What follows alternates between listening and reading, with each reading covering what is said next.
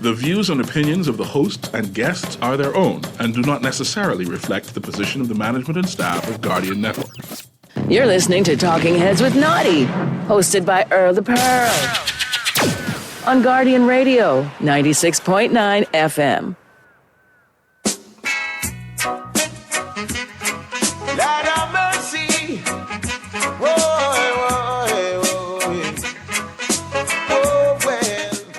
Talking Heads with Naughty is brought to you by Burger King, the Cancer Treatment Centers of America, the Central Bahamas, the Cleveland Clinic, Fine Threads, First Caribbean Bank, Grand Bahama News, John's Department Store, Joker's Wild, KFC, Naughty Johnny's, Percy's and Games, Prince Masters, and Tropical Gyros. And abuse me. It goes by so long. And good afternoon, good day. Welcome to Talking Heads on a Thursday afternoon. Yes, this your boy Pearly in the house on Guardian Radio 96.9 FM. It is so good to be here with you. I thought it was starting to cool up. It looked like the sun is getting hot out there in this good month of November. But they say it's time to get ready for Christmas. People are doing that. But just before we do that, you need to find out how you can be a talking head if you really want to be one. Here's how you can become a talking head. Brought to you by BTC. Feel free to call me at 323-6232. That's 323-6232. 325-4316. 325-4316. Or 325-4259. That's 325-4259. And you can always get me toll free. 242-300-5720. That's 242-300-5720. And if you're too shy to talk on the radio and you just want to text me, feel free to text me on the line powered by BTC 422-GR96. That's 422-4796. That's it. What's going on in the headlines today, Chris? It's time for Headliners. Everything that's making headlines in the 242. Brought to you by the Fine Threads. Government spent $10 million to fight bad press. Says ministry was dealing with bad international coverage of Bahamas earlier this year. Bill tabled. Man murdered in Beantown. Trump receives congratulations and an invitation to the White House as Biden nudges on transition. And in the business section, it says here, U.S. casino developer could revive Atlanta's Beach Tower project. Thompson questions power of FS in new tax bill. Developer has $382 million interest in Atlanta's central bank says. That's a lot of money. Parliamentarians debate domestic minimum top-up tax bill. And central bank slowdown in stopover visitors began in August with 3.5% dip. I should tell y'all something. So what's happening, everybody? Y'all good? Well, I got a special guest today. We're going to talk. Every so often I try to stay away from that political stuff. And we try to talk about things that interest you, things that can help some people out there. So we're going to talk about job crew. We're going to talk about getting a job today. I'm going to put it real simple for you. We talk about how you can get a job, the new dynamics about how you apply for a job, the new way people are working now. Since the pandemic, a lot of different things has happened and evolved in the jobs market. People don't necessarily have to go into the office anymore. So we're going to talk a little bit about that. So get some young people, call them, tell them, turn on the radio, listen. You're going to learn something today. And I'd like to welcome my special guest, a dear friend of mine, beautiful young lady. She's a little migrant skin, so she might type too much. But welcome, Heather McDonald. It's good to be back. That's right. This is your second time with me. Yes, it is, and it's always a joy. We always have a good time. Yes, we do. When we're here, but I'm back today. I just recently completed 2 series. Okay. I had some training seminars for between September and the last one was in October. Okay. Where I was assisting persons with job readiness, how to create resumes, how to market yourself in the modern world. Okay. Because a lot of people don't realize now the way that you used to look for jobs is completely different. The way even interviews were done, say, 10 years ago has changed dramatically, especially because of the pandemic. Yes. Most interviews are done at a coffee shop or via Zoom or even WhatsApp call. So you ain't got to dress up in no coat, suit, and tie no more. Go sit in an office, make sure your hair cut, make sure your fingernails clean. Well, you can just get a cup of coffee and a pair of jeans and sit down and interview for a job. That's what you're trying to say? Yes, but you still want to be presentable. You still should get your hair cut. Yeah. But we're now moving into a modern age. Okay. And even the jobs that we had before is redundant now. Okay. We see what's happening in the fast food industry right now in the United States, where robotics Yes. has taken over. McDonald's laid off, I believe, 12,000 people What? All of that? in their franchises in California. Wow. And what they did is they now have robots in place making the French fries, making the burgers. They have a computer screen out there. Only need 3 persons on a shift Wow. just to supervise everything. So there's absolutely no contact with a human now when you visit some of these McDonald's. Wow. That's So interesting. we have to start thinking now, even when for those who have kids, I know you have your grandson and all your kids my are kids ready. might decent get sick. All my They're children are already working. done. Yeah. They're working, they're in college, and they're good. But we have to now start thinking. I was speaking at UB last week, Thursday. We have to start thinking now that when we send our kids off to college, you have to start thinking to yourself, will they be able to be employed after they get this degree? And yeah. Because I mean, a Because- lot of people get some degrees I'm hearing about and I've never heard about in my entire life. Well, some of these degrees, I like to call it, whenever colleges invite me to speak, they always get nervous. They say, like, now, Heather, please don't be careful what you're saying about our majors. I said, but some of these majors really shouldn't be in these institutions because they're a waste of money, especially in the United States. I believe that we need to go back to the time where we were more focused on technical vocational courses. And I am alumni of BTVI. Yes, Okay. I went to University of Edinburgh and Neptune. I have a master's, but I started off in technical school. Okay. And I have a trade.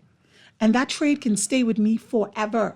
Yeah, what you get in And your head, you can't lose. Exactly. And I always tell people, and I encourage my nieces and nephews, as well as my young people, shout out to the Central District of the Youth Empowerment Program. I knew And everybody's something like that on a was coming. YEP, who has meeting on YEPs. Thursday. Okay. My students, I said, listen, even if you go to college, that's great, but have a trade, go to cosmetology, take up cosmetology, take up massage therapist. Because when I go to my beautician, I got to give the woman $90 just to wash my hair. Yeah. You know, because you always need something to fall back on. And we realized that when the pandemic hit. So a lot of persons who had trades, they were still able to survive and do some little side gigs. Mm-hmm. And with the economy now, and we're not going to get political, or we're not going to go there. No, we're not talking politics today. Unless somebody calls. Yeah. But we realize now that the inflation crisis that we're going through and the high prices of food, the high cost of living, you have persons now. I have a friend who's an attorney who bakes cakes on the side. Okay. You understand? And that's because you have to have a second hustle just to maintain your lifestyle or to improve your lifestyle. Yeah, but the government, UB, just put out a study saying you need 10 grand a month to live. A family of 4. I believe it. I believe that 100%. And that's the thing.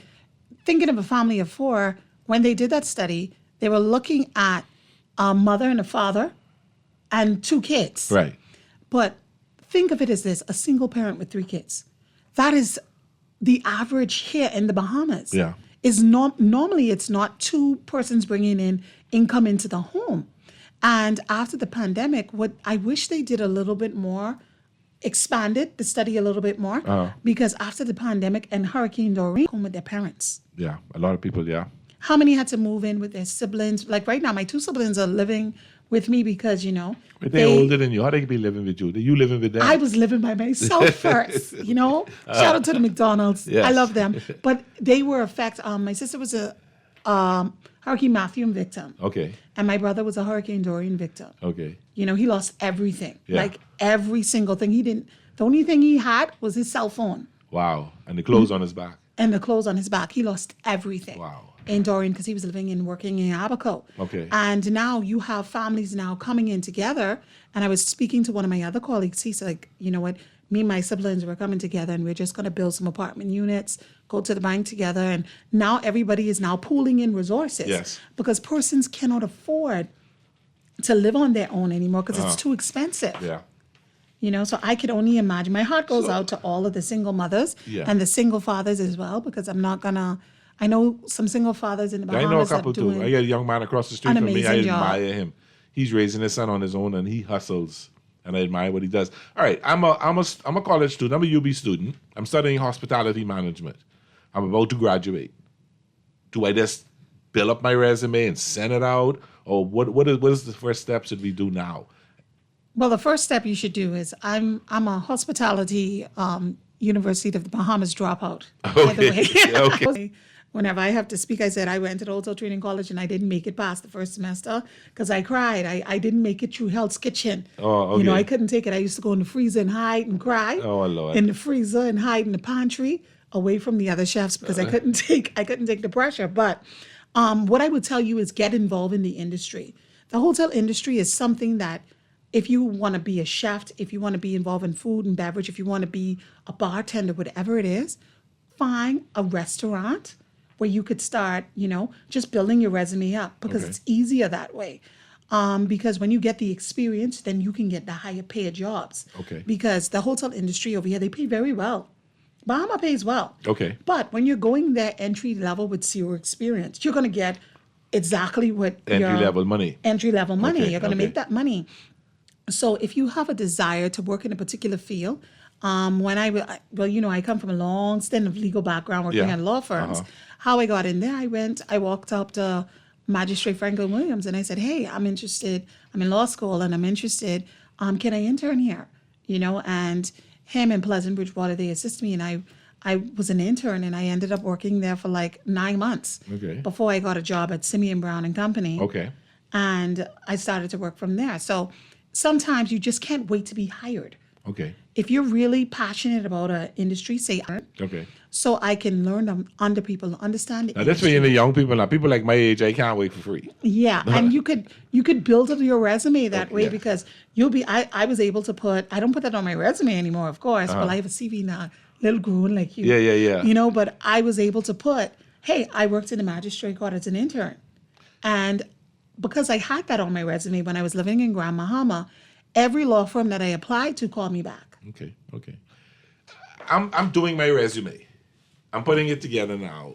I'm a young person putting my resume together. Should I put my picture on my resume? I've seen some resumes coming on now with the picture of the person on it. What's the best way to do a resume? Do you put every single job you had, or do you just put the more recent, last couple of years? Is there? And I guess what I'm asking is there a new way to put the resume together now, or is it the same old traditional way? The resumes have modernized. Okay. One, everybody just wants everything electronically. Yes. The majority of the companies right now, like I was speaking with someone in HR from BTC because I'm having a job fair. We're going to talk about that later. Okay. And they tell me you apply through LinkedIn.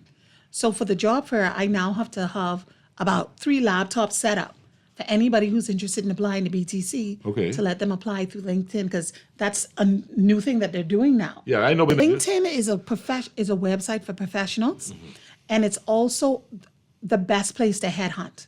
So if you're a company and you're looking for persons in specialty areas, you can just type it up in LinkedIn and put the city or the country where these persons may be, and everybody on LinkedIn who specialize in those areas will pop up. And they will inbox you. I got a few jobs because of LinkedIn. My LinkedIn account, I didn't apply, but the person's reached out to me on LinkedIn. Hey, you're in the Bahamas, in Nassau. We're doing a project here where the project is going to be about 10 months.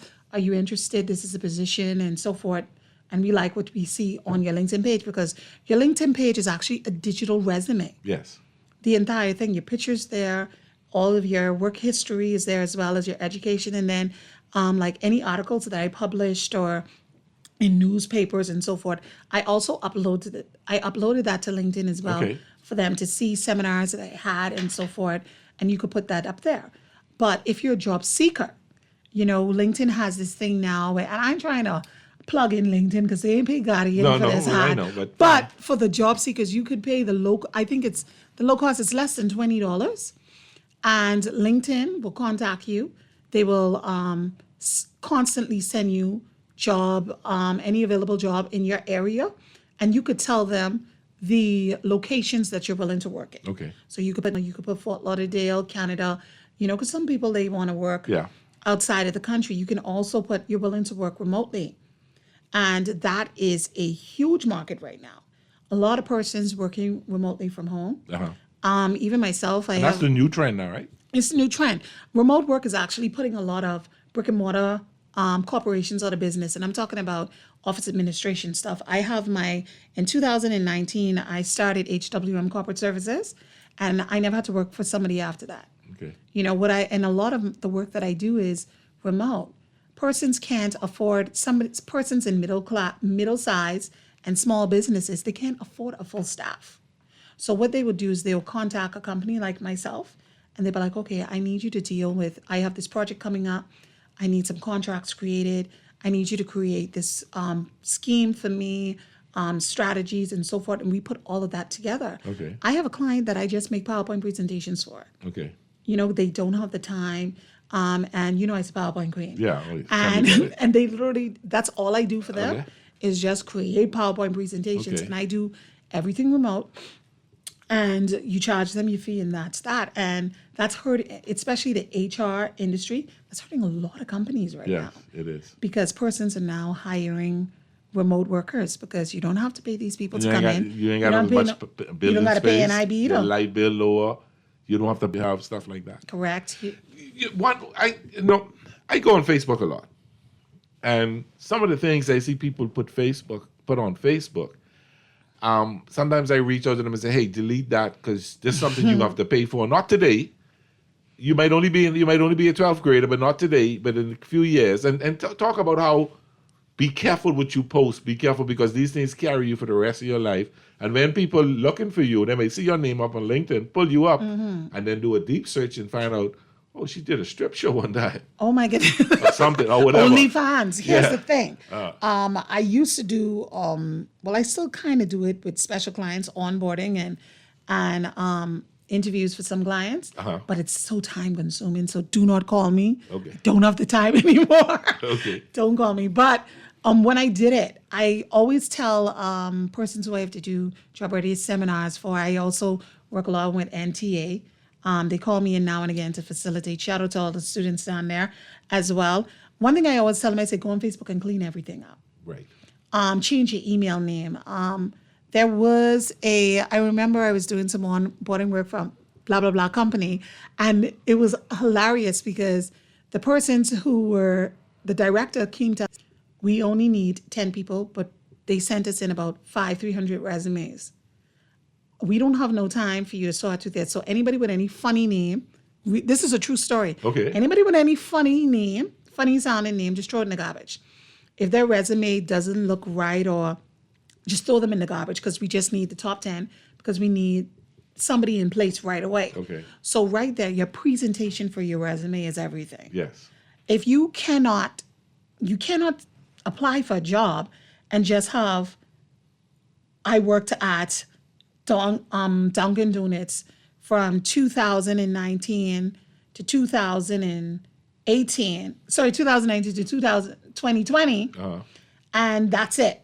Like you didn't say what you did, the position you held, or anything like that.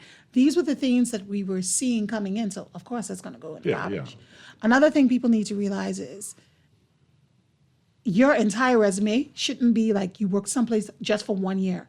I saw a resume where the person had worked to 5 different places, but they literally only worked there for 1 year. Oh boy, yeah. And I always tell people, hold out for at least 3 years. If you're working, and she wasn't fired, by the way, she quit. Yeah. If you want to be taken seriously and you really want to get a good job and a well-paying job, no one's going to hire you unless you've made it over the 2-year, 3-year mark. And that's what I want to talk to you about, because talking to, I almost say who it is because if I call the name, they can know exactly what I'm talking about. But in talking to friends, young people today not loyal in terms of they don't take much foolishness.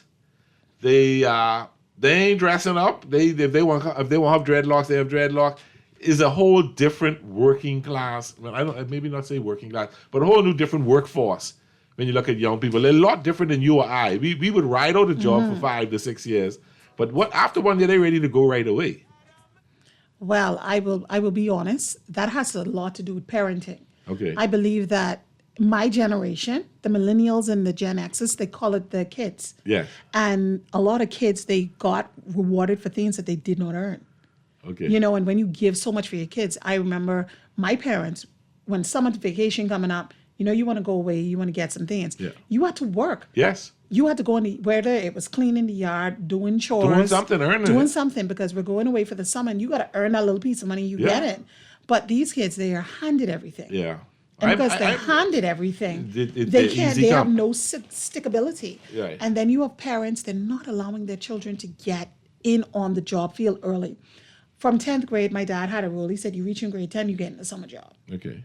You know, these kids right now, they're not this. No, a lot don't. They don't. They do not know what I summer taught job my kids is. that when my son was 10 years old and said, Dad, I want a G-Shock watch. I said, well, you need to go work for it. Mm-hmm. And he got a job at Kelly's.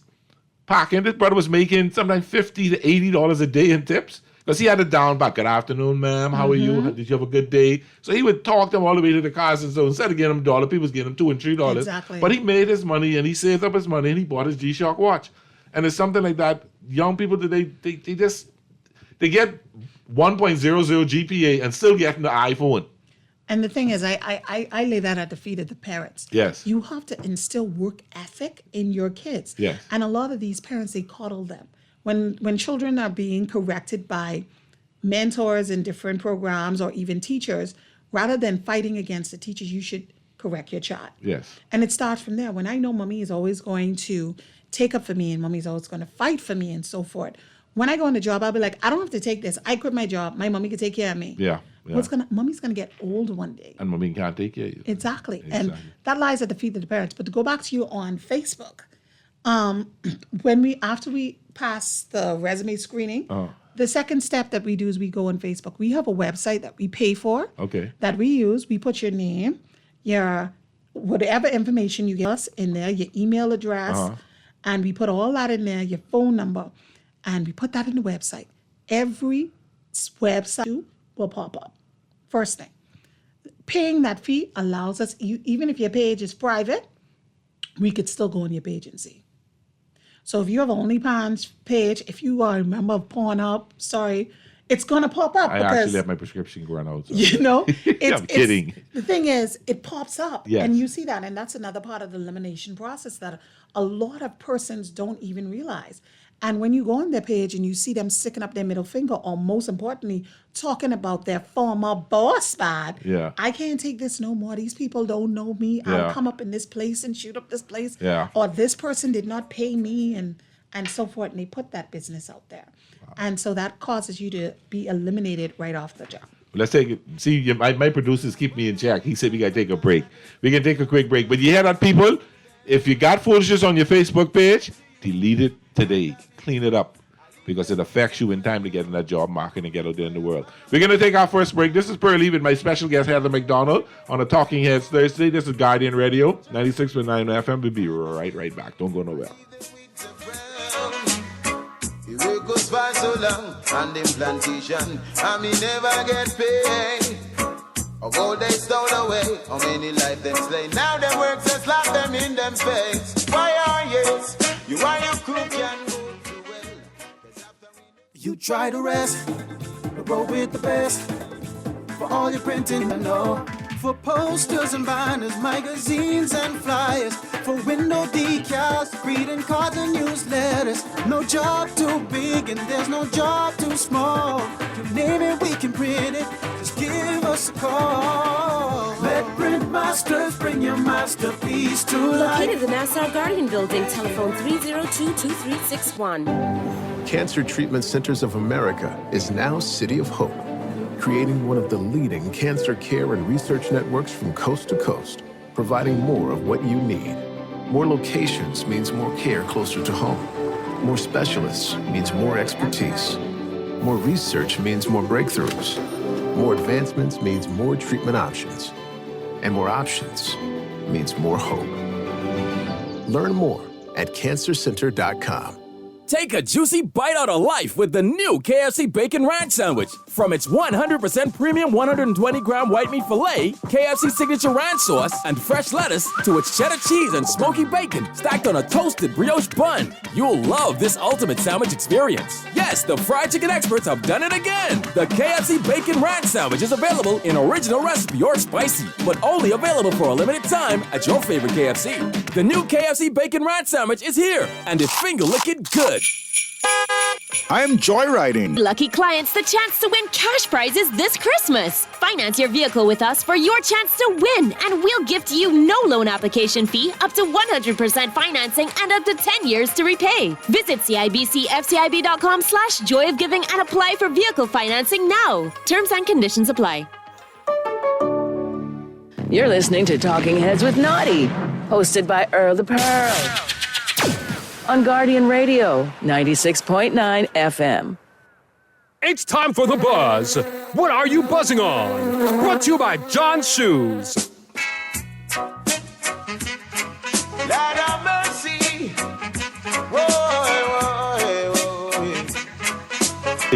Welcome back. Producer, one of these days, producer, I can get up and dance. Don't worry, one of these days, I can show you all how us old people is do them moves. But it ain't gonna be today, though. Let's read a couple of these texts. Good afternoon. Not a fair statement to critique people for short-term jobs. We have some horrible supervisors and bosses out there and get a kick out of keeping their feet on people's neck. Okay. Great show as usual. I worked for 25 years on my job. I told my boss, good luck finding another one like me. I'm a dinosaur. And back to the text though that talked about don't jump on people with short-term job. Listen, if you come to Guardian Radio last year and move to somewhere else, that's fine. But if you come to Guardian Radio last year, then move to Joe Blow Station in last year, then move to the Bahama Times in last year, then move to this one, then that's a trend. If you're moving to 4 and 5 different jobs only last a year, yes, we have some horrible supervisors. But I always tell people, don't leave a job for no job. Don't leave job for no job. I think I say that's how I use it. Don't leave job for no job. Exactly. In other words, you're working, you're getting a salary, you may not be happy, you may not be the best, but you leave and then next week Friday you get nothing. And a lot of things people need to understand is when you reach the work world, you're in the real world. Yes. And how you feel is not necessarily how they're going to respond to you. Exactly. They're going to understand that you feel that way on the job, and my heart goes out to anybody who has a horrible supervisor. But whenever I'm brought into a company to do training and so forth, you have to understand the company wants you to fit their brand. Yes. Whenever you get hired, if I get hired at the Guardian Radio has something called workplace culture here. Yes. Everybody workplace culture is different. And you can be the most talented person in the world. But if you cannot adapt to company's workplace culture, you're not going to survive there. Yeah. You're not going to be able to be promoted and be elevated. And I know that sounds harsh, but that is just the truth. And a lot of times, if you're somebody right now and you're on the work and you're listening to this show right now, and you've been wondering why you haven't been promoted, why you continue to be overlooked, you're the first person to reach, the last person to leave, why am I not connected? And I'll tell you this, 2 reasons why you can get promoted. 1, you don't know how to network within your company.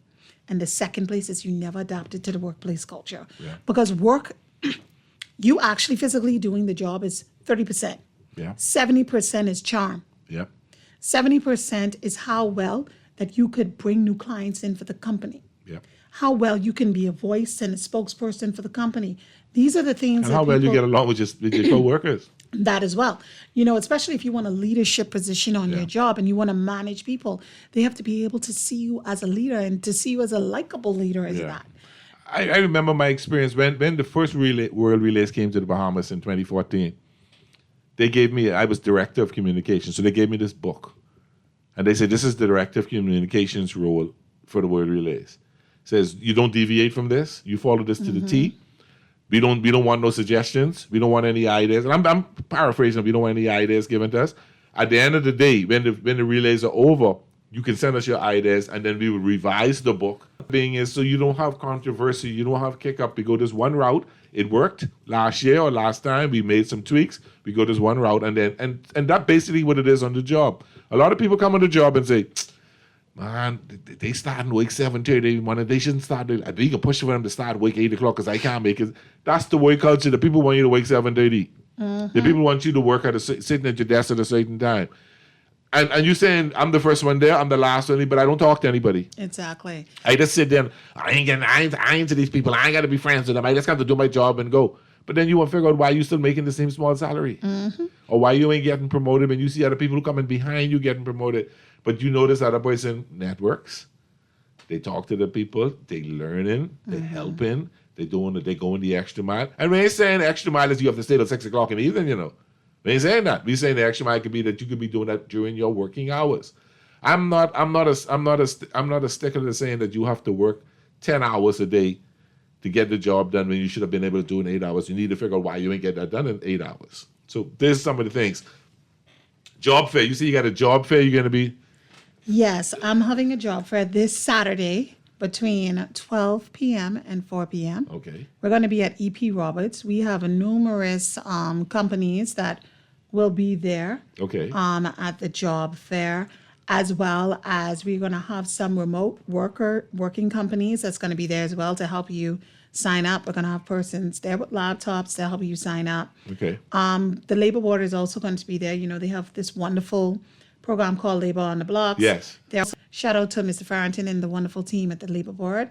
We appreciate you guys. You guys have been doing a great job so far.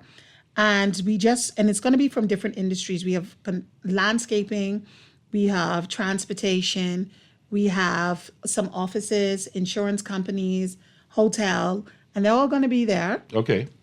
So please come out, EP Roberts, this Saturday between 12 p.m. and 4 p.m. Okay. We got a call. I'll call you on there. How you doing? Hey, Pearlie, how are you, man? All this, I'm good, my brother. What you saying? Hey, how are you? You all right? I'm doing well. Yeah, so far, tuning in Nari here. Hey, Nari. Good, bless up. One thing in terms of jobs, I realized about young people, I don't know if you do it, but I had a recommendation where I realized when people applying nowadays, they leave a lot of information out. And I think something you should stress if you are not already doing it is ensure that people learn to maximize in terms of everything that they have in their initial package with their resume, which I think would show the employer that you are ready to work in a sense. So it's like the only thing you would want them to call you back for would be like your banking information. Yeah. You know? I think it's critical. Yeah. Most definitely, Yeah, that makes especially with the Labor Board being there, as well as we're going to have some persons with the laptops where you can upload. If you could bring yourself on a flash drive, that'll be great as well, because you know everything now is digital. But Denari, I agree with you 100% because a lot of persons, your skills sometimes, a lot of times on your resume, they like to go down to see where the certifications are and the special skills that you have. Yes. So because if you're getting all these resumes in, the thing that's going to set you apart from everybody else is the skill, a special skill. Yeah. And another thing for kids who coming out of high school or coming out of college, isn't just about the academics. No. It's not that you got a 4-point average, but you didn't do anything else. You didn't play soccer. You didn't participate in any extracurricular activities. You didn't do anything outside of just going to work. Yeah. And so your involvement in a bunch of other things also shows the boss that your diversification. And there's a lot of students who completed college, who graduated college just August and June gone, who's still unemployed. Yep. You know, a lot of times I worked my way through college. With all the different institutions I went to and graduated, I worked every time. Yeah. So when it was time for persons who I graduated in high school, I was some of their bosses. You understand? I was way ahead of them because during my time out of high school, I went on the workforce immediately. Yep. And so I was able to build my resume up. Whereas when they came out of college, they had nothing on their resume. And I remember one of the places that I work, I can laugh at it now, but the CFO there basically told the person, said, I don't care if you have a CPA. You have a CPA to show what? What accountant firm you worked for, you know, and I was an earshot of the interview and I laughed at myself, but this person walked in dressed up so good, briefcase, and they was like, I'm getting this job. And the person who ended up getting the accountant position was somebody who didn't even get their CPA yet. They were working on getting their CPA. However, they worked at Scotia, worked at Price Waterhouse, and they worked at all these other places. Yeah, they had the experience. So they ended up getting the job. Yeah. Yeah, that's nice, and that's why I say it's critical that I think a lot of people miss that opportunity when they leave these stuff out and they cost employer have to ask. Because, Yeah. when you applying for a job, you want to try and make yourself as much marketable or make yourself that ideal candidate. You know? Yes. So it's always critical you give yourself that little edge or that leeway, like here they're saying in the story, because it can actually pull you over the top versus someone who just have the theory. So all around approach is critical. Yeah, and don't be afraid because you might have worked at McDonald's or Wendy's to put that on your resume because it shows you have some customer service experience. Not only that, I could tell you for a fact, employers love when they see you worked for fast food restaurants. I'm Yeah. going to tell you why. It shows that you could work well under pressure. Yes. Whenever they see somebody was working for a fast food restaurant, and they was like, oh, and they were in college and they was paying their way through school, going, this somebody who has stickability. Yes. And you'll find 9 times out of 10 they'll get the job. What you say there, caller? Agreed. Okay. Wholeheartedly agreed. All right. Well, thanks for calling. I got somebody else who want to say something so we can see you. Thanks. I appreciate the call, Nari. Take care, brother. Callie on there. How you doing? Hey, Bully, how you doing, man? Hey, my brother. What's happening? Right here, my brother, and good afternoon to your guests in the studio. Good afternoon. Madam, I want you to repeat what you said a couple seconds ago concerning, this misperception like that you got to have qualifications in terms of paper. It's over experience. Does not mean that you are qualified or better suited for the job that you're applying for.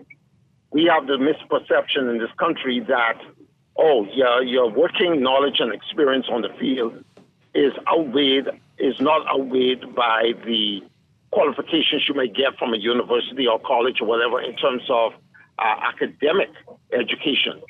And this is why we in this country are losing out, because many companies now are looking for these persons with these credentials, not knocking it, because it plays a role. But what really plays a bigger role to me is that when you have that physical experience, that when you bring that to the table and use that in real time, it is something that employers can actually use right now. But to come with paperwork and then try to apply what you have learned in the classroom and you don't have even the experience yet in the field, it becomes a problem, whereas you have to wait for them to prove themselves, whereas the person who already has the experience and has proven themselves in other places can easily just go on the job and get the job done. And that's all I wanted to say today, but I want you to repeat that again because that is so important. Okay? Thank you for taking my call. Thanks for And it's a reality check. They're experiencing that right now in the United States with all of those young college grads, grad school persons over there who broke and they're heavy down with their student loan debts, and no hundreds kind of thousands, because there's no specialization in their degrees. Yeah. And anybody who's having a child right now, I just was talking to my niece. She wants to do cosmetology, and I encourage her. And my daddy was like, I know my daddy listening. Shout out to Daddy Mac. Hey, Daddy. And he was like, well, she shouldn't do business or something. I say, like I said, when I go to the salon, $90, sometimes $120, nails $60. I used to pay $5 for a haircut. It's now $25 for a haircut. And my barber got 8 o'clock, 8:30, 9 o'clock, 9:30, 10 o'clock, 10. That's minimum $25, all of them, and $500-$600 a day. Yeah, but even if you're going, let's say you want to do office administration or something like that, okay? You got your bachelor's or your associates in that. Specialization. Yes. Because when you were in college, like the gentleman says, you learn nothing about on-job experience. You're going to learn all of that when you get in. Yeah. The only way you will learn that is if you went to a technical school and you got a degree in business administration, because they're going to teach you how to type. Yeah. They're going to teach you how to do Excel spreadsheets and all that. Yeah. If you go to a university, you're not going to learn any of that. No, you got to teach that yourself. Exactly. Yeah. So I when took you get typing in high school. specializations, it helps. I say, I know why I'm taking this, because when I get to college, I got book reports, I got different things, projects to do, and I had to type a lot. Texas says, hey, yes, they did that in California at minimum wage for fast food restaurants. In California, you have over 50 locations nationwide. It's $20 an hour. So no one would see why they use robots. Yeah. $20 an hour? That's $800. Jeez, listen, I'm moving to Cali. they offer like. But see, that's a whole different story. But Yeah, I know what you mean. Whenever a country wants to wage minimum wage, I'm always down from raising minimum wage, especially in the Bahamas, because what our minimum wage is right now, I wouldn't even say it's a joke. It's sad. It is. It is. However, we do understand that the cost of living is going up.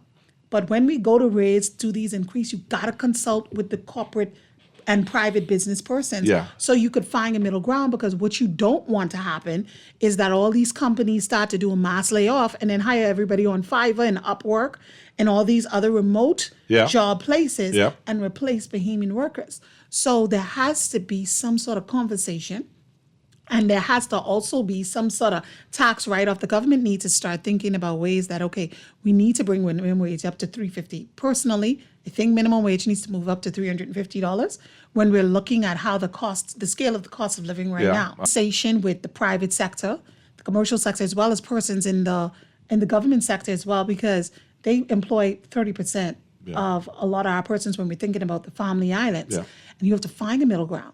And when you find that middle ground, you have to say, okay, how can we allow the corporate sector to get some costs back when minimum wages increase? So you have to think about certain taxes you're going to have to roll back for them. That way, our Bahamian people will be able to make a more comfortable living. Personally, me, $350 still ain't much, but it's just sure hell of a lot more than what you get now. I know what you mean. Caller, you on there. How you doing? Paulie, what's happening, man? How you doing? Hey, this in Petersburg? Yeah, how you doing, man? I'm good, man. I'm good. How you doing? Man, yeah, like I said, like in California and Washington State, when they raised those minimum wages to $20 an hour, a lot of those companies went out of business, man, because they couldn't sustain that. You know what I'm saying? Yeah. $20 an hour just to flip burgers, man. That's crazy, on a 40-hour week. That's $800 a week. Yeah, you know, a lot of everybody need a living wage, but then again, that's too much, man. The $20 an hour, man. Like some of these big corporations could deal with that, but most of these small companies, they get, a lot of them went out of business, or they moved to different states. Others moved from California, they moved to Florida, Texas, where they don't have to pay no state tax and all that stuff. So let me ask you a question. What you gonna do now when your mind of business start dropping all them tariffs? Because I know you vote for him. When he drop all them tariffs on you and and everything goes up, what you can do then when a lot of businesses might have to close down or that happen? Hey, listen. You like a throw a blow at you.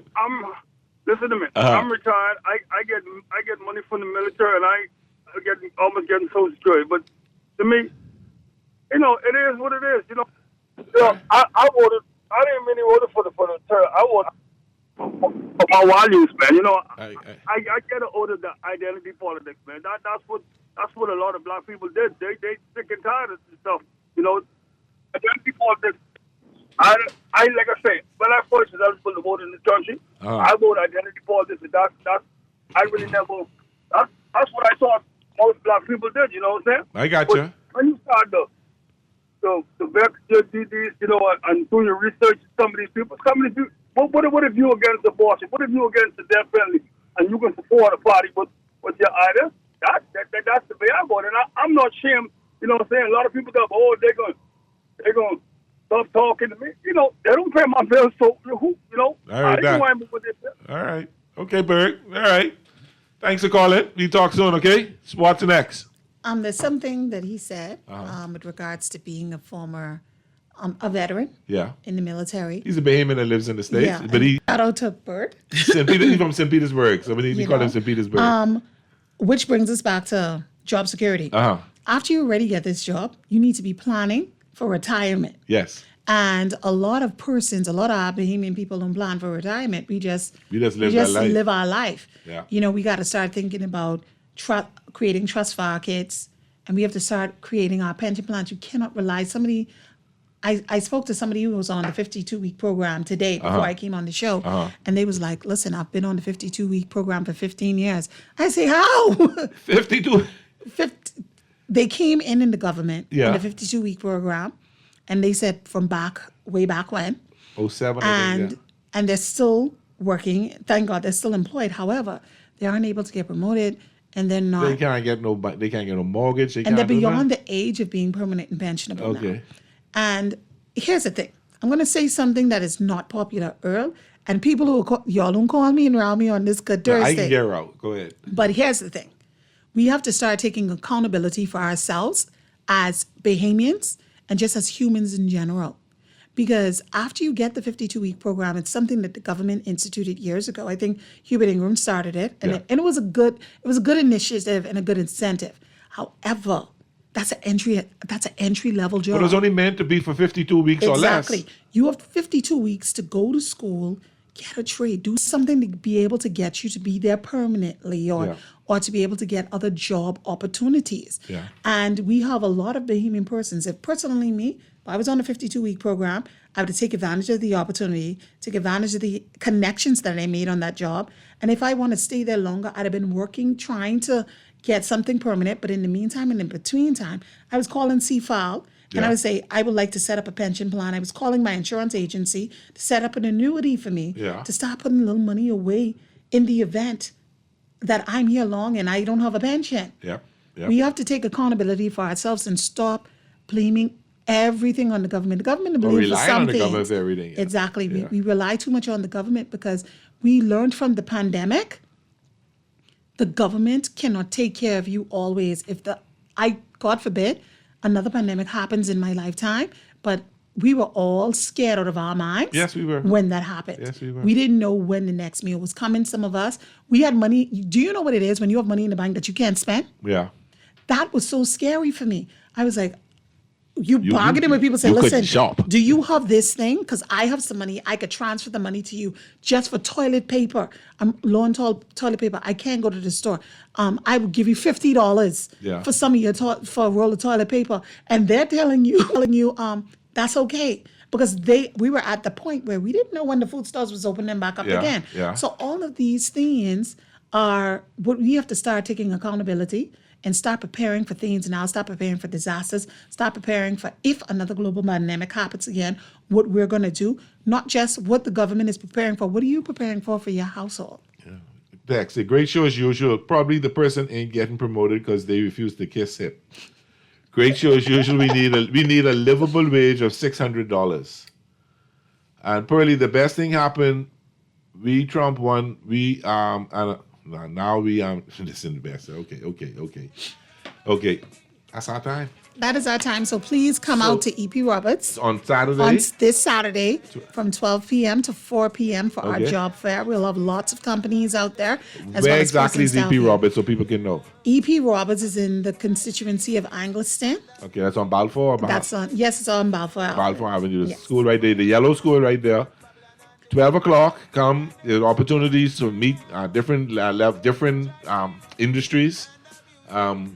Bring your resume on a thumb drive if you don't. You know what you should do is try to have a scanner there just in case they come with their hard copy. You can scan it. We can do that as well. Because if you have your resume on your phone, you can email it to somebody in there. Exactly. And we can upload it. But come with printed copies as well. Yes. Okay. And as well as you come with a good attitude. Yes. That's most important. That's the most important thing. Is how you HR too. Yeah, come smiling, come ready, cut your hair, shape up everything, make yourself look presentable, and hopefully those of you who come will be able to walk away with a job.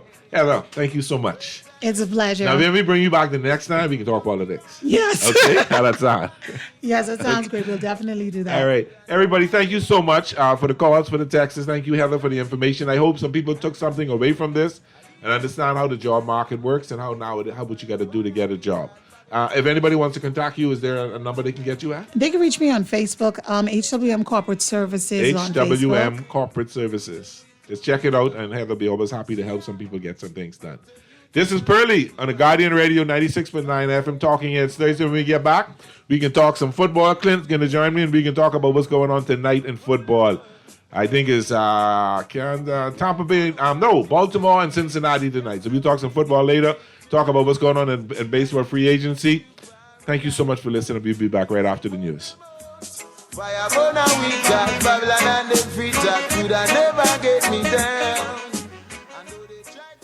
Around the world, Cleveland Clinic is recognized as a leader in healthcare. Our team of experts relentlessly pursues the best for our patients. From groundbreaking cancer research to state-of-the-art heart surgery, life-saving innovations happen here every day.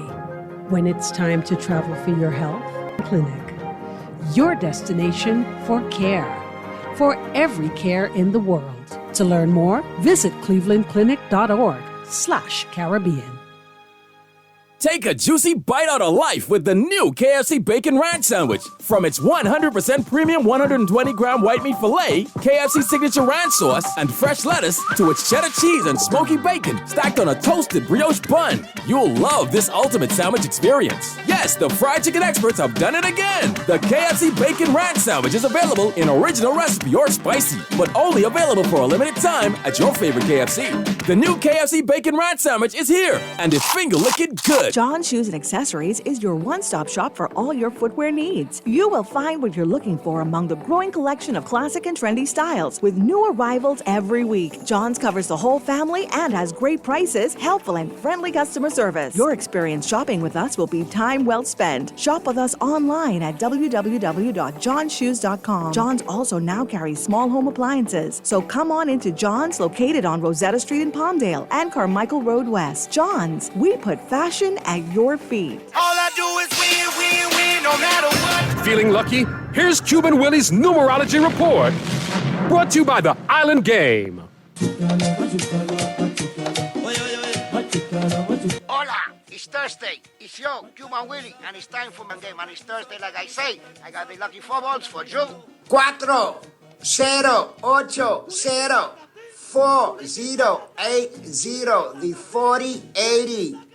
Play them and win with the Island Games. Stay winning, my friend. Play with Island Games. We making dreams come true.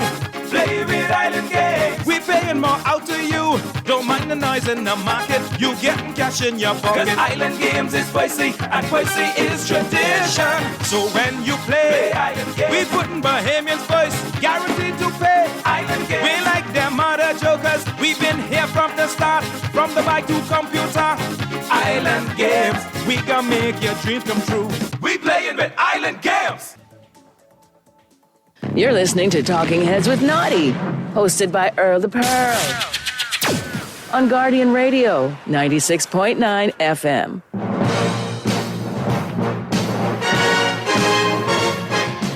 Talking Heads with Naughty is brought to you by Burger King, the Cancer Treatment Centers of America, Central Bank of the Bahamas, the Cleveland Clinic, Fine Threads, First Caribbean Bank, Grand Bahama News, John's Department Store, Joker's Wild, KFC, Naughty Johnny's, Percy's Island Games, Prince Masters, and Tropical Gyros.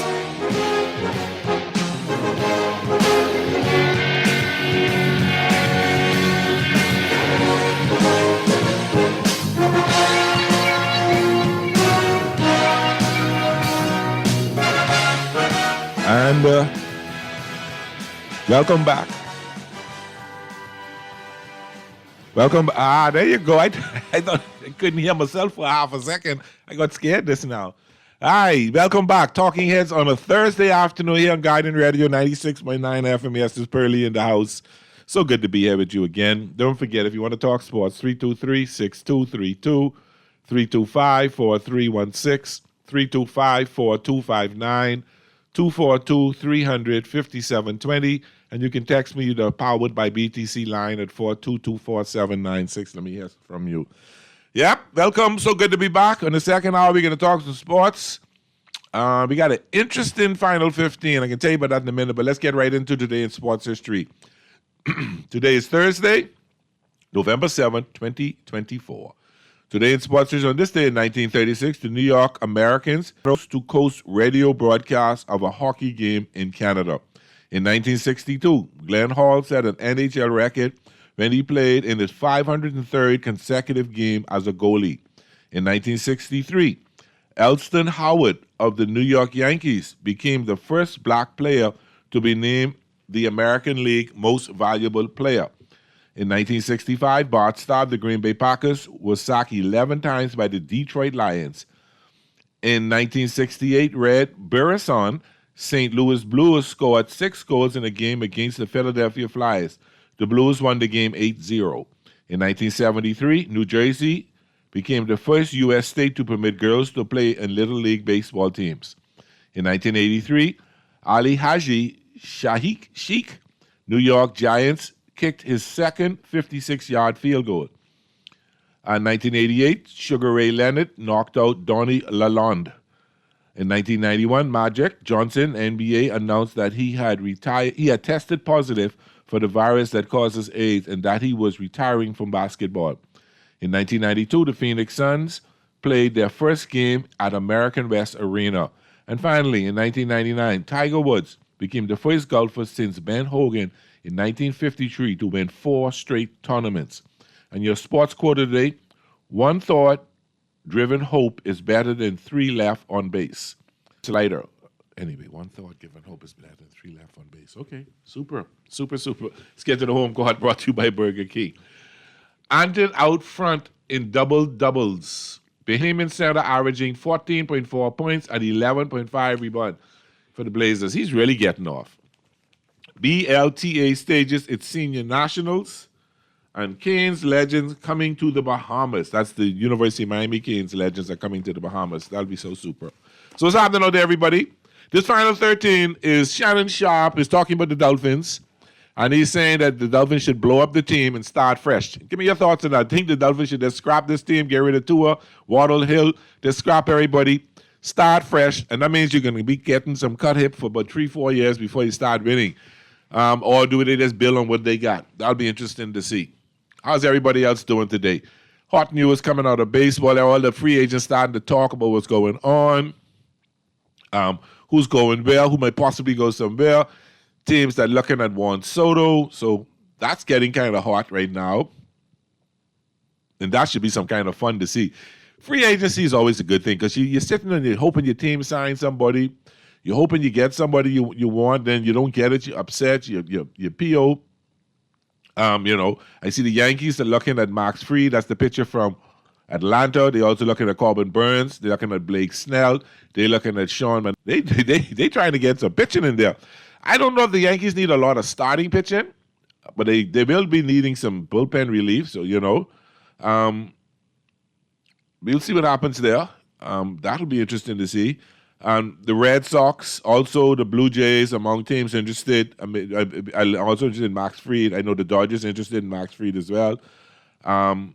Teams like the Mets, the Dodgers, and the Blue Jays, amongst teams that are looking at Juan Soto, I don't know. We'll see what goes on. We'll see what's happening. Football tonight. You got a big game tonight with, I think it's Baltimore and Cincinnati. Baltimore had a good go. I think they went to overtime the last time they played, so this should be a good game to watch tonight. Of course, you only got a couple of NBA games on tonight, but we'll see what goes on. Callie on there. How you doing? Yeah, but I noticed that the Dodgers already making way on the outfield, right? And right field. You all have your arms in the. You're all looking at Cody yourself. Yeah. They think about moving. Moving Mookie back to second base. Yeah. I listen. I stay up to date with Michael Kay, Okay. The pinstripe. I always up to date know what's going on. Who else the Yankees looking at then? We're looking at all those people you mentioned. Anybody else? You remember what I told you, right? Craftsman out of the same thing. I told you we putting Giles the second. You say getting a third baseman up. He ain't optimistic about us even with our shortstop. But he ain't saying nothing about him per se. But I listened to this and they interviewed him exclusively. And so the Yankees' priority is to make sure that we become back fundamentally strong.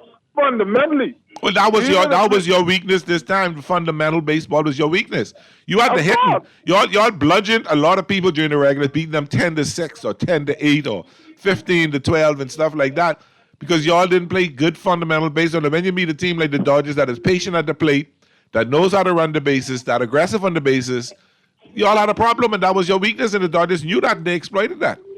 Yeah, listen, that cost us the World Series. There's no question about that. Yeah. That cost us the World Series. And Cashman, he didn't want to come out and say that, but that's what it is. Yeah. A Yankees fan like me, who been fan from the 70s, we know what time it is. Yeah. The team got to become fundamentally strong in order to be able to go back to the World Series. Yeah. We can't do it with that squad, with that bunch of people. There's some people got to get cut off from there. Yep. Because you know Baltimore going to do some. You know Baltimore's going to do some things to get better. Cleveland got a little taste of the water, so they can do some things to get better. Detroit, I thought Detroit was a year ahead of their time, so they can be better. Improve. The Mets will be better next year. But that team like that, you got to be joking. No, you got to work on it. Listen, I would rather spend the $600 million improving us, become a better team fundamentally, and so even if I have to lose sort in the process. You rather spend that $600 and sign maybe 3 to 4 players with that money as opposed to just getting Soto. Listen, if we can coordinate all of that within the budget, let Soto walk. But we got to come back fundamentally sound. Okay. And if you have a third baseman who could average a 280, give you about 25 home runs and about maybe close to 100 RBI, Jazz can give you close to 60, 70 RBI with about 24 home runs and about 60 stolen bases. So look here, we got to come up fundamentally strong. And I think Cashman is listening to me because everything I said to you that day, out of those same words in New York. So he must be listening to Resco and the Bahamas. You think so? You think? All right, brother. Thanks for calling. I appreciate that. Sco say Cashman got to be listening to him. But he's very right. The Yankees fundamentally was very weak. They're very weak fundamentally. They needed to work on some things. They need to work on some things. They need to make some plays. So they can lose Torres. They can lose. They can lose first and second base. So moving Jazz to second may be a good move. And even though he did a great job, he's not a third baseman. He's a second baseman, shortstop, second baseman. And he shows, but the good thing about it is Jazz has shown that he's willing to and can play more than one position. All right? So that makes him a valuable piece for that team. They can move him to left field. He can play left if they're able to get somebody else. They can move him back to second. He can play short. Well, I don't think they'll put him in short. So the opportunity there for Jazz is twofold in New York. And because he has that willingness to play anyway, because he loves the game of baseball and just wants to play baseball, that's a good move for him. Carly on there, how you doing? Yeah, Pearls, what's going on? Hey, Muff, what's happening? I'm so glad Boston got beat last night, but hey, Pearls, Buddy Hield getting on bad. Well, that was a jump. That was a dagger he shot last night, eh? Yeah, with the 42 seconds leeway. He's falling back off. He's falling into the ground, and that's doing nothing but the bottom of the net. Hey, from since the season start, I ain't think none of Buddy Hield shots hit the rim yet. He ain't touched the rim yet. Just bottom of the net. Just bottom. But the good thing about it is they're 5-0 on the road, which is a good move. There's a whole different Golden State team from last year. And they 7-1 overall, yeah, right? This is a whole different Golden State team. Yeah, from there's a last whole year. different team, but and Hield has come off the bench, hitting trees right away. Yeah, pop, three back to back. Yeah. Hey, Miami let me down. Miami got the second game where you let full 15-point lead. I done talked to Bomino, missing up all these shots in the pink thing, man. Bommy listening to you, Sunday full, man. Only Hero playing good. Jimmy doing a bunch of foolishness. 15-point lead in the second half and 2 games back-to-back, you all lose it. You all lost. You only lose by a few points. Yeah, and the 1 point in the other game before that. You all get beat in the fourth quarter. They left the bonus, go on, hit the ball, push the ball back up. Hey, but Jimmy bugged me last night. Now, Jimmy, you must take the shot. The only 4 seconds is on the clock. What are you trying to pass the ball for? Yeah. You don't come back outside the 3-point line. Take the shot. Or maybe you got to call him too. Yeah, but you see, OKC lose, so only one more undefeated team, right? Only Cleveland, but Cleveland getting on body. Cleveland looking good, but they 8-0. Yeah, they scoring a lot of points. They scored 131 yeah, points. Yeah, but they looking good, but it's why they getting on bad. But even a team like Denver is what beat OKC, but then they still was looking good undefeated. They still come looking solid. And that was only a 2-point win. That was a close Joker yeah, but then he get blocked. He's trying to tie it up too, but Alexander get blocked. Okay. But you ain't lie to, but that's a big game tonight, though. But I game with Baltimore. Flacco,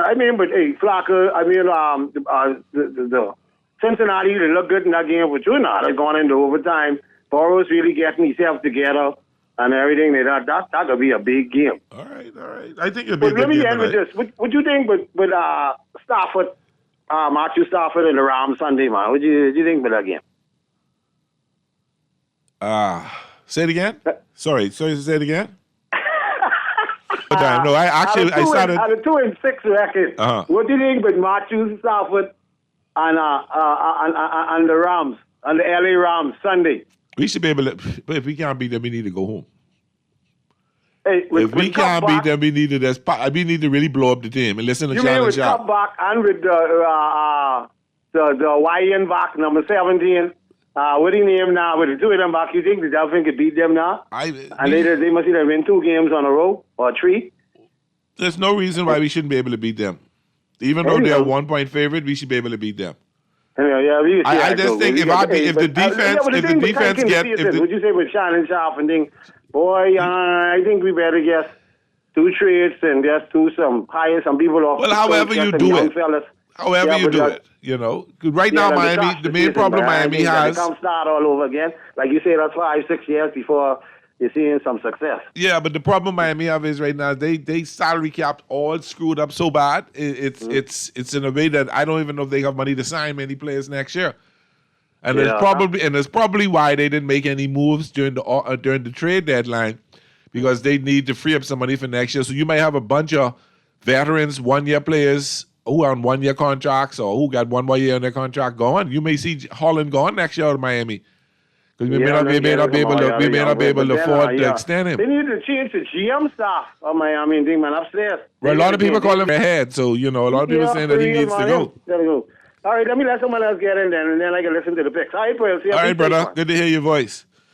But, Miami needs to make a decision on what it's going to do. We should be able to beat the Rams on. We are in a position right now, we can't afford to lose any more games. Maybe 1. All right, and if you look at Miami's schedule, boy, this hurts my heart. We should be able to beat the Rams. We should be able to beat the Raiders. We should be able to beat the Patriots. All right? Have a tough time with the Packers, but no reason why you can't beat the Packers. All right? The Jets, the Texans, the 49ers, the Browns, then the Jets again. We got to take 1 out of 2 from the Jets. You can't let the Jets come in down and sweep you. All right? You got to be able to beat the Texans. The 49ers are a beatable team because they're beating up on them. Miami in a position they can go 7-2 in the last 9 games, 8-1 in the last 9. They're in a position to do that. If I'm not worried about the offense. As long as 2 is them, I'm not worried about the offense. The offense is fine. It's the defense that's scaring the crap out of me. It's the defense that ain't doing what they're supposed to do. The defense, when Tua wasn't there, the defense stepped up its game, held teams to 16 points, held teams to 10 points, and we still lost. We couldn't score. But now we're scoring. They cannot stop other people from scoring. And that game against Buffalo was who had the ball last. Buffalo had the ball last. And they was able to beat us. And that's what annoys me about this team. That's what drives me crazy about this team. And that's why I can't wait. Anyway, let me not say that. But some different things happen in Miami. That's the bottom line. That's the bottom line. I need to see different things happen in Miami. I need to see better things happen in Miami.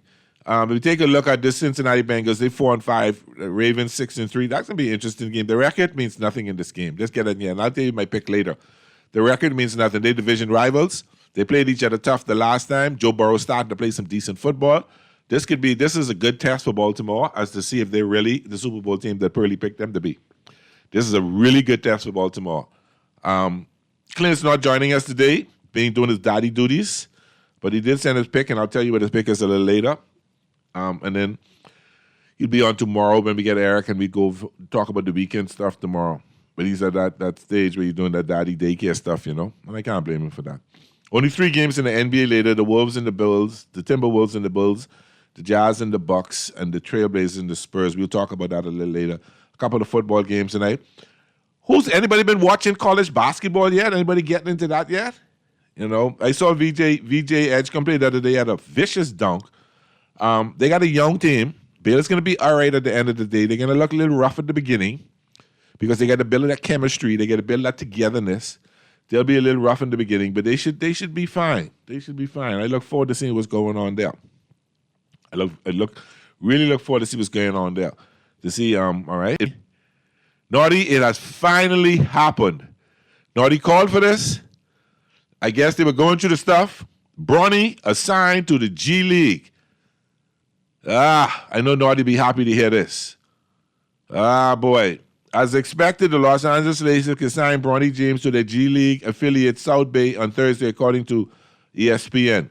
Per that report, he remained with the Lakers on Friday for a matchup with the 76ers before making his G League debut on Saturday against Salt Lake City. The young James is only expected to play in South Bay home games. What you mean? He get privilege and he can play home games? So you mean he can travel? Wow.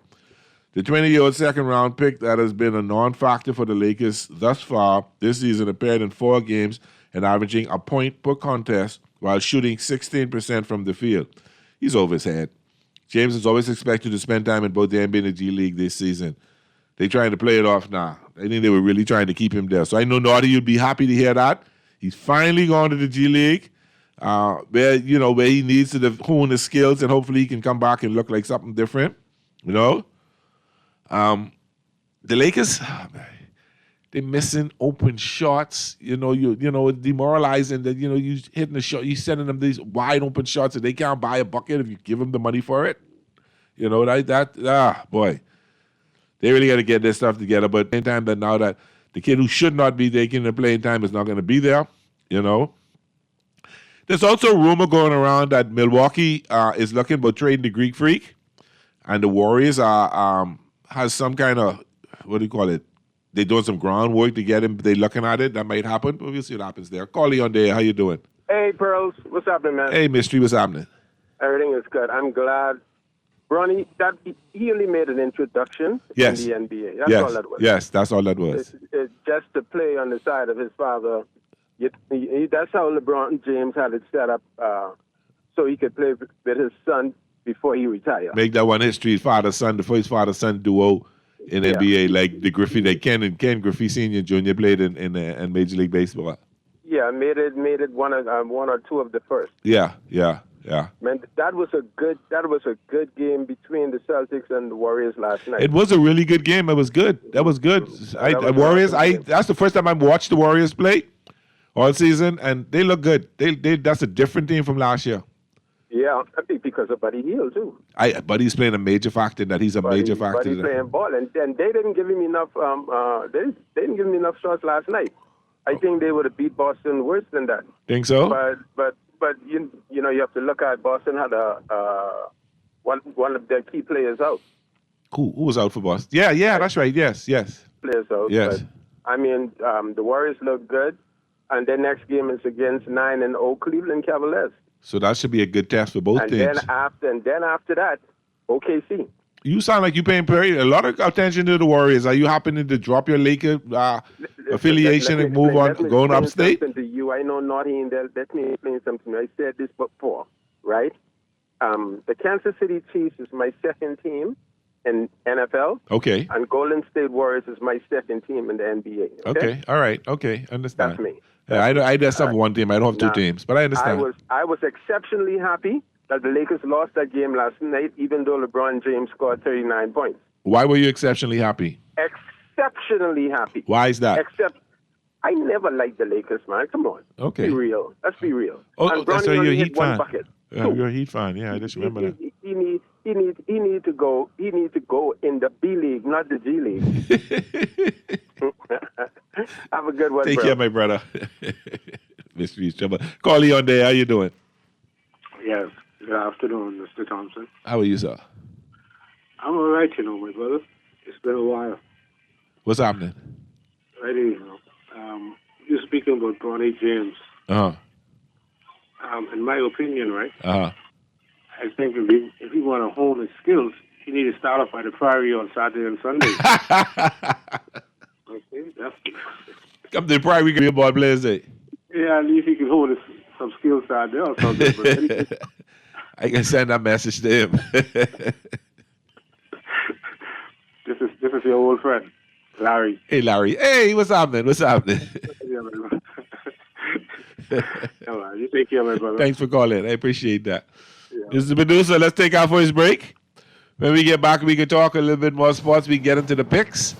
And then get ready to see what Shannon Sharp got to say about our Miami Dolphins. This is Pearly on Guardian Radio 96.9 FM, Talking Heads on a Thursday afternoon. I'll be right back.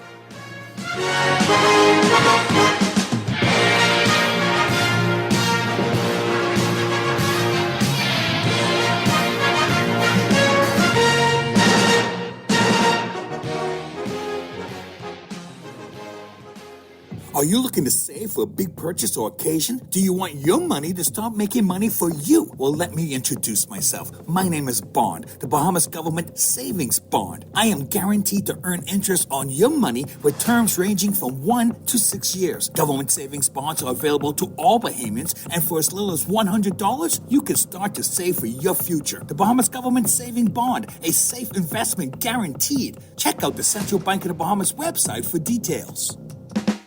Play with Island Games. We making dreams come true.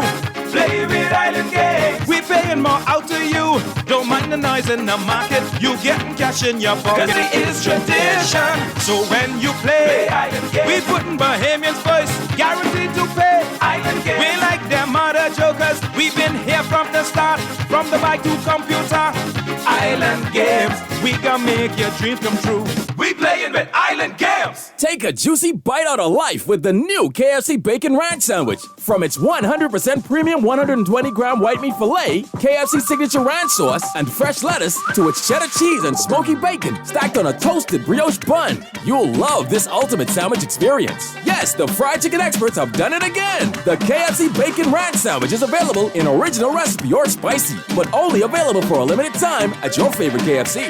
The new KFC Bacon Ranch Sandwich is here, and it's finger-licking good. The Grand Bahama News is available every Tuesday in the Nassau Guardian. You can buy your local paper at Freeport Convenience Stores, Western Bakery, De Gregory's Fine Foods, and Bellevue Gifts. Now is the time to reach your Grand Bahama Market with affordable packages, including print and digital. Call GB News sales representative Kavandre at 822-6717 or message him on WhatsApp for ad rates. Classified ads are now available every Tuesday as well. Keep up with everything Grand Bahamian every Tuesday in the Nassau Guardian. You're listening to Talking Heads with Naughty, hosted by Earl the Pearl. On Guardian Radio, 96.9 FM.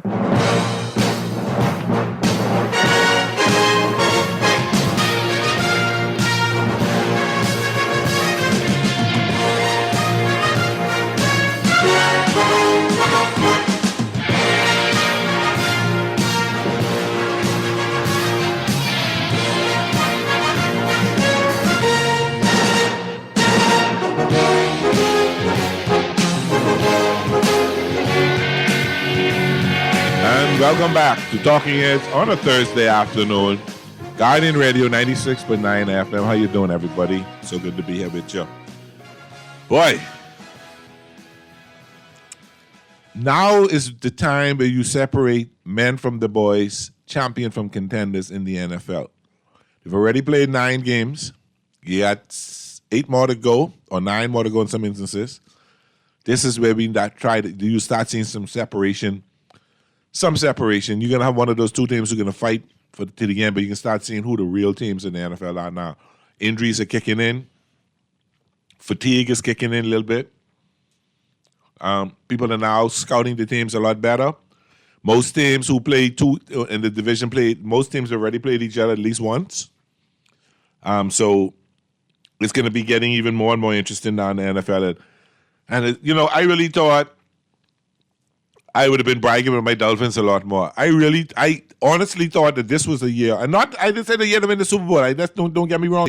Dolphins were going to win the Super Bowl. I thought this year they was going to make a good run, maybe win maybe 2-1, maybe win 1 playoff game, move to a second, or maybe win 2 playoff games to get beat in the AFC Championship, or even make it to But no, every year you heartbreak. Every year, and I'm gonna moan right now. I'm gonna be in moan right now. Every year, you build up these hopes, and these Dolphins break your heart. Every year, you think it's going to be this the year. This the year. And what happens? Tua gets hurt. You look like crap again. You bring him back. You still ain't getting your act together. Boy, if I could say the words I really want to say right now, but I want Dwight send me home. But it's frustrating as a fan that you have these high hopes for your team. You're thinking you're going to see something good in your team. And particularly as a Dolphin, and more so too the Dallas Cowboys too, I can't leave them out. That you just get your heartbreak. Texter says, Pearly, ain't too late for you and Naughty to pull for the Steelers. At least you won the baseball, but Naughty, what team he won yet? Nah, let me get something straight here. I will never be a Steeler fan. Let's put that out there right now. I would never be a Steeler fan. You know, even the lady I date is a Steeler fan, and I know that ain't pursue. I'm a Dolphin. I'm a very loyal person when it comes to sports. And if I tell you I'm your friend, trust me, I'm your friend. I'm loyal. I don't think they'd be as loyal back to me. I'm loyal to the Dolphins, but they're not loyal back to me. Because we ain't winning, we losing again, and that pissing me off even more. But I'm not a type fan that would start pulling for another team because my team told me. If I tell you I'm pulling for this team, I can pull for the team. I can get to know the team. I can study the team. I can figure out what's the weaknesses, what the strengths are. I can talk intelligently about the team. But not because another team winning. You know, 1 year, somebody is the Chicago Bull fan. Then they leave the Bulls and they go to the Detroit Pistons because they win it. Then when the Golden State Warriors start winning, they start pulling for Golden State. Then when the Miami Heat start winning, they start going to the Miami Heat. No, that ain't fans. That's fellas who want to be on the say they win. You know, they don't want to go through the agony, the thrill of victory, the agony of defeat. That's what sports is all about. It is the frustration of your team losing and the excitement of your team winning. And when you decide that you're going to be a fan of a team, get to know your team and stick with your team. You ain't want nobody say there's your friend, and as soon as the proverbial stuff hit the fan, you dare your friend no more. How you gonna feel? Not that the teams really care if we are Pearly or one of y'all out there listening and pulling for them and stop pulling for them. They really don't know us. But the point is, if you can't just hop from team to team because you want to be with the winning team. Because I wonder how loyal you'd be to your family or your friends if you just switch it. It's a little intense to be saying. But the bottom line is, if you pull a team, get to know your team. The joy of it is cussing them out when you lose or bragging when they win. That's the fun part of being a fan of a particular team in whatever sport you like. Callie on there, how you doing? Yeah, Pearly. What's up? Yeah, you know I could clown on you. I called you week 6, right? Last week. You remember that? Yeah. Remember I had promised to give you a call on week 6, right? Yes, you did. So week 6 and 2 and we having a bye now. But I just called to let you know, brace yourself, you and Muff and all of them. Watch out now. Listen, I mean with Russell, right? Uh-huh. We can make a hustle. So, I mean, you all good for the downplay what's going on here. So you said last week we look frightening, so you know why you said that. What did I say? You said the Steelers look frightening. No, scary. I think you said that. But I mean, when I say scary, I don't mean scary in a bad way. I mean scary as a team you don't want to play. Yeah, that's what they say in the offense. I mean, like, no, you know, I like your boy. What did the young guy about with Fields, right? Yeah. I didn't like him because I thought he did well. He's still, you know, and just to know he's a backup will make it even better. But as it relates to pulling for teams, you know, like as a young man, you know, once we have me and Joe Green and Bradshaw, I'm showing up on the sidelines, and that I think we could win any game. So that's a psych right there. When you look at it, because who all the survivors are from the Steelers team? I'd like to really know, you know, like from the 4 Super Bowl run. I remember guys like John Stallworth. It'll be good to see you. I know, you know, Terry said because he's on TV every week. Yeah. Just Google. Let's say, give me the living members of the. We got Joe. We got Cincy and the Ravens tonight. Cincy and the Ravens tonight. Yeah. That's a division game. Yeah, I game with the Ravens, but you know we got the best division in the AFC. I see you talking, but I think I look at the record wise. But I think I can say I can watch this one tonight, Billy. But understand one thing. I am a huge Russell Wilson fan. You know. Yeah, but I think he surprised me too. Because I wanted him to be your starting quarterback. I pulled for that when they put him there. I said he never lost the job. He got hurt. Yeah, but I got a joke for you, Pearly. Uh-huh. I'm a steel curtain. I'm certain, and I can be a steel curtain whether we winning or hurting. Bless up. But listen, rhymester extraordinaire. Rhymester extraordinaire. I like that. But you know, like I said, I am a Russell Wilson fan. I loved him from he was in Seattle. I thought he got a raw deal in Denver. I thought he went there. I can put it in the way behind him, the head swell. And I think he got brought down to earth. I think he was humbled. The fact that the Steelers brought him there, Tomlin put him in, let him know A, B, C, and D, and this is the way we can do it. And he's doing well in Pittsburgh. And Pittsburgh is a scary team. And the thing is, that's a team that when playoff time come around, I don't think anybody can want to play. Put together one good game to beat you. They're seeing like baseball where you got to win 4 games to win the championship. There's one game you got to win to get to the next round. And Russell Wilson can put one good game together because you only worrying about that one team, that one day, and not having to adjust for another game the next day. So that's how it go. Call you on there. How you doing? How you doing? How you good? Listen, I was listening to that guy, a Steeler fan. Sounds like a very intelligent man. Sound like you a Steeler fan too. I am black and gold to the soul. I got you. I don't know how old you are, but I'll give you an idea. I became a Steeler fan when I saw the Samsonite commercials in the 70s. Okay. I was around for those. I went to the Dallas-Pittsburgh Super Bowl in 1976 in the Orange Bowl. Oh, you ancient. I was 14. So you know. Oh, you was a grown man. Yeah, I'm grown. Yeah, I born in the year our Lord 62. So you know. Oh, okay. So you got my respect then, because I know a lot of Dolphins that are fans of the Miami Dolphins, and I always tease them. I said the last time they won a Super Bowl, we were still British. Yeah, that's true. But talking about the Steelers, what I want to say about Russell Wilson, I think there's a lot of people that, you know, when Tomlin decided to put Russell in, and everybody's like, well, leave Justin Fields in the game, don't take him out. I think it was always Coach T's intentions of Russell being a starter. You know, I don't ever think that was a big quarterback. He never lost the job to Fields. You know, he got hurt, so he was never. Right, so exactly. You know, the only right that you get an opportunity to take your job back and keep it, and he's keeping it. Exactly. But you know, if you remember back, the team that we have, the Steelers have right now with Russell, you know, boom days when they went to those 2 Super Bowls. It's kind of like the same team. Strong defense, power running game, and some big moonball deep passes. It's kind of the same formula if you think about it. Yeah, you're right. Yeah, you're right. And that's what the Steelers have been all their time, all their in existence. Yeah, you know, we've always, you know, strong defense, run game. You know, a lot of people give us nonsense about, we playing like it's still the 70s and 80s, but guess what? Like you said before you answered me, you said it's not like baseball where you have a series. Yep. All you got to do is stop Josh Allen or Patrick Mahomes. Or Jackson. The kid from Lamar. Baltimore. Lamar. Listen, you stop them 2 series in the fourth quarter. And odds are you won't have to play all 3 of those teams. You may have to play 2 of them. So if Pittsburgh makes the playoff, they may play Kansas City. So if they beat Kansas City, they may only or someone else. Well, the good thing is we'll if we have to play the Ratbirds, we play them twice, so we always go. You know, we're 7-1 against in our last 8 games against the Ravens. All right, I got to run. My producer tell me the time for me, my time out. I appreciate the call. Brother. Thanks for calling, my brother. Call to you again soon. Okay, that's before we go quick. Let's get to the picks. Clint picked Baltimore 34-29. I picked Baltimore tonight 31-24.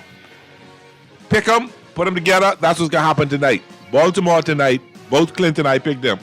Thank you so much for the calls. Thank you for listening. Thank you for the texts. Naughty will be in tomorrow. I'll be in at 5 o'clock tomorrow so we could do the whole weekend. Thank you so much. This has been a Talking Heads Thursday on Guardian Radio 96.9 FM. This is Pearly. I'm out.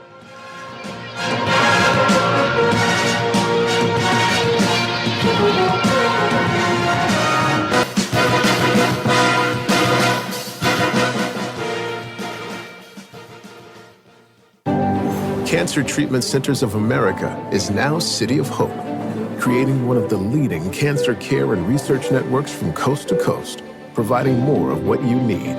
More locations means more care closer to home. More specialists means more expertise.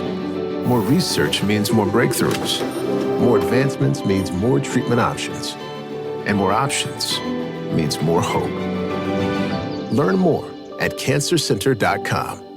Refined style with elegant taste, then Fine Threads is your place. If you want those slacks hemmed or just taking the waist, then Fine Threads is your place. If you wanna look suave and debonair everywhere you go, like you're supposed to be in a video, wanna step out and look great, then Fine Threads is your place.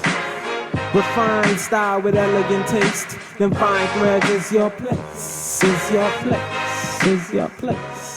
John Shoes and Accessories is your one-stop shop for all your footwear needs. You will find what you're looking for among the growing collection of classic and trendy styles with new arrivals every week. John's covers the whole family and has great prices, helpful and friendly customer service. Your experience shopping with us will be time well spent. Shop with us online at www.johnshoes.com. John's also now carries small home appliances, so come on into John's, located on Rosetta Street in Palmdale, and fashion at your feet.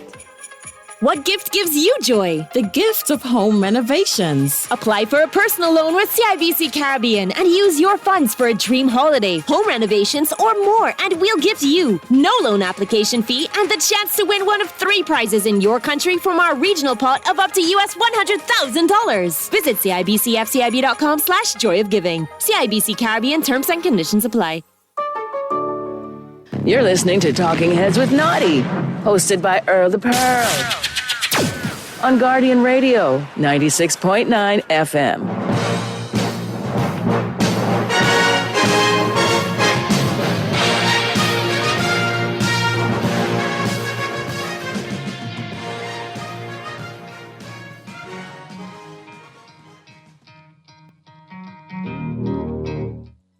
Shannon Sharpe insinuates that the Miami Dolphins should blow up the roster. That is going to be the main discussion on today's show, if Miami should do that, reacting what Shannon Sharpe did say and what could be the possible avenue Miami goes in the offseason to at least improve the roster next season if they don't blow it up. I am Nick Roloff. This is Dolphins Today by Chat Sports. And before we hop into today's video, could you help and spread the word of the channel? Share this video to a friend, family member, coworker. We're trying to push out our reach here to more Dolphins fans. And if you have a Dolphins fan that doesn't know about our channel or needs to be more informed around the team, well, make sure you do share today's video. It would be greatly appreciated.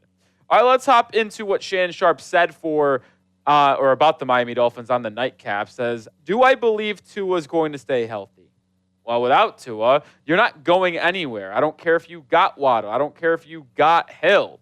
And he talked a lot about injuries and how this team could really bounce back if Tua isn't playing. Like, he also mentioned how much you paid others, like Teron Armstead, like Jalen Ramsey. And then he specifically said, if you're the Miami Dolphins organization, do you seriously look over the next 3 seasons with Tua? Will he play 51 games? That would be 17 games a year, obviously the regular season. He says, how many times has Tua done that in his career? Well, he's done it once, did it in 2023, obviously not happening this year.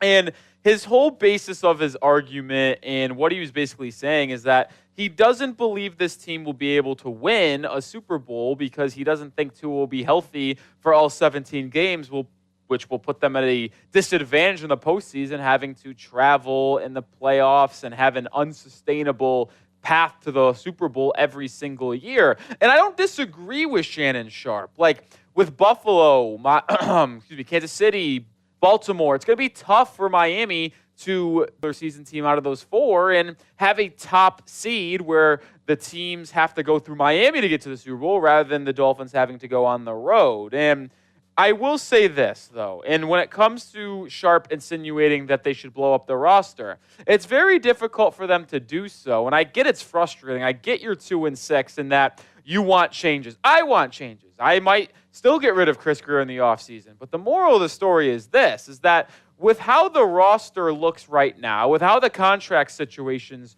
are looking going into the offseason, it's going to be very difficult to blow it up if you're the Miami Dolphins, because if you do move off some of these key players with big contracts, you really don't save as much money as you probably would think you would due to dead cap and stuff like that. So it's a little bit of a tough decision for Chris Grier to make, which we'll outline here in just a second.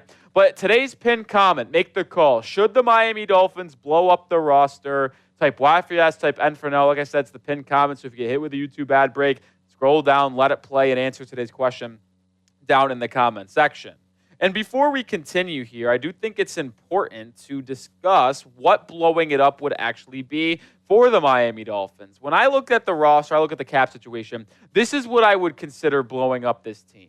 One, it would be getting rid of Tyreek Hill via trade or Bradley Chubb via trade. Now, I know Chubb hasn't played this year, but he's one of your biggest contracts and one of your projected impact players on this team. So those two are pretty massive change to this group. But I'd also add one of Chris Grier or Mike McDaniel going. And I'm sure this isn't blowing up the roster if you get one of McDaniel or Chris Grier gone, but blowing up, at least in terms of the thought process, the organization, that is a key aspect in this idea. And when you look at what could happen here, and you talk about why I don't think it's really a likely outcome that Miami blows up their rosters because of the contracts. Well, let's take a look at Tyreek Hill's situation. And this is Barry Jackson with the note saying that there's a $27.7 million cap hit in 2025 if he's on the team.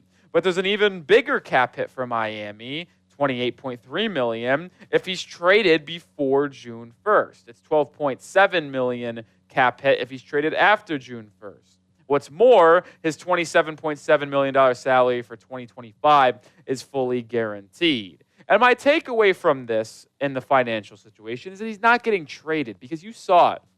The only way that you really get a lesser cap hit for Tyreek Hill this season is if you trade him after June 1st. But if you're shutting contracts, you're blowing up this roster, you're likely going to make these trades in order to have money to sign people in free agency and use those draft picks to make selections in the 2025 NFL draft. Well, if you trade him after June 1st, which is the only way you get money back and don't pay him that much, well, you've already missed out on the ability to sign top-tier free agents, and the NFL draft has already passed. So trading Tyreek Hill doesn't really make a lot of sense in the offseason if the idea is to use the assets you'd get back to bolster the roster next year. So I think Tyreek Hill is staying put, at least until next line at bare minimum. And we'll talk about Bradley Chubb in just a second, but we are sponsored by Game Time, the #1 ticketing app out there. And if you want to go see a live event, whether it's a sporting event, comedy show, concert, Game Time is the best way to get tickets because they have so many great features that make it easy to buy your tickets. Game Time Picks filters out the fluff to show you the incredible deals on great seats so you don't have to waste time searching through thousands of tickets. I use Game Time Picks when I bought my tickets to go to the NLCS Games 4 and 5 in New York City, as well as when I went to LSU USC in week 1 of the college football season. Make sure you get started today. Use the feature of all-in pricing, which shows you the total price of your ticket up front rather than getting blindsided by fees at checkout. Game Time is the total package if you want to get tickets to any live event.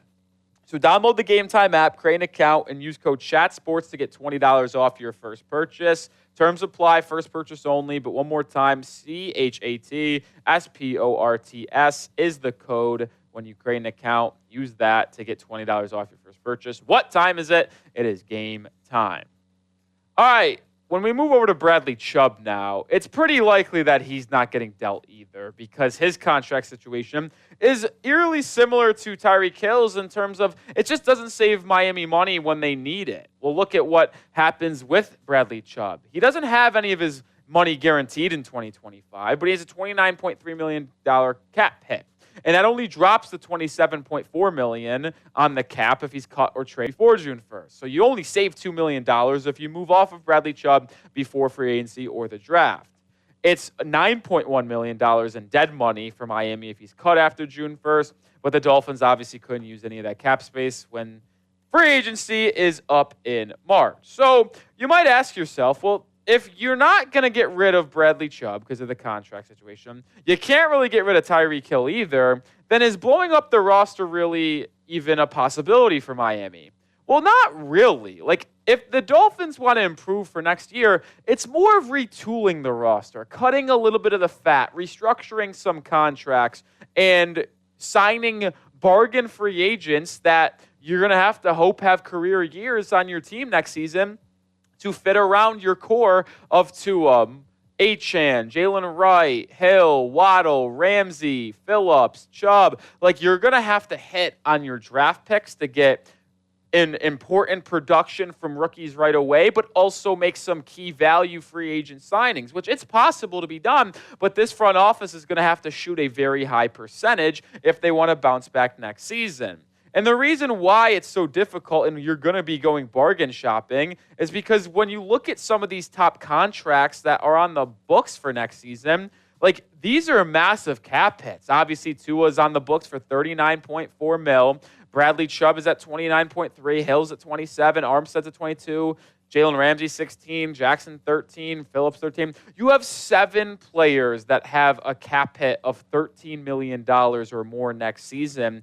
That's just hard to build a good roster and a well-balanced roster when you're paying so many talented players top money. And that's why restructuring contracts have to work. Whether you give it a bonus, whether you give a void year and extend some money, which could impact you in the future. But in order to try to compete in 2025 with this kind of core, you get more cap space to use in this upcoming free agency pool, which, by the way, isn't that good. I was looking at some free agent boards and stuff like that. Javon Holland's a top 3, top 5 free agent this upcoming cycle. And I love Javon Holland, but the fact that he's a top 3, top 5 free agent really doesn't tell you that there's a ton of good free agents out there that Miami could go sign. It's going to have to be, like I mentioned, bargain signings to where Miami gets extremely good value on some young guys or veterans that ultimately come in and make a monumental impact. But restructuring contracts is going to be very important. I'd look at a potential restructure with Teron Armstead, Bradley Chubb as well, potentially Austin Jackson to try to free up some money in the future. You're also likely going to have to cut some people. Durham Smythe, Jake Bailey come to mind that could free up a total of $5 to $6 million in cap space if both of those guys are cut before June 1st. So if you look towards the offseason, there are some avenues to create cap space, but it's not like you're going to have $50, $60 million in cap to really add to this group. But let me ask you this before I go through the 5 biggest positions of need Miami needs to improve going into next season. What is the biggest thing Miami needs to fix this offseason if they want to have a competitive season next year? Drop the biggest thing down in the comments section. I'll be looking and seeing what the real ones have to say. All right, when you look at what I think they need to do, and these are not ordered as of now, but these are 5 important spots Miami must address in the offseason. Inside linebacker, off-ball linebacker, whatever you want to say. Because next year you're projected to have Phillips, Chubb, Chop Robinson, Zach Sealer, so you think your pass rush is going to be much better next year than it is this season, assuming everyone returns and is fully healthy. So the linebacker spot on the interior is massively important. Jordan Brooks has been good, but he's on a 1-year deal. Anthony Walker, 1-year deal. David Long Jr. is going to be a free agent after this year. And Anthony Walker Jr. and David Long Jr. have been absolutely abysmal. So you're going to pretty much have to overhaul that entire inside linebacker room. You're going to have to improve that spot of your defense. You're going to like to try to add a nose tackle that can help you stop the run a little bit better to help Zach Sealer on the interior of that defensive line. We know the backup quarterback spot needs to be addressed. They need to invest decent money in a backup quarterback. So if Tua misses time again, which it's likely will happen, you have someone that doesn't completely tank the season like Skylar Thompson or Tyler Huntley filling in behind him. Interior offensive line, even though this group has been much better over the last month or so, I don't really think Robert Jones or Liam Eichenberg are future interior offensive linemen of this team.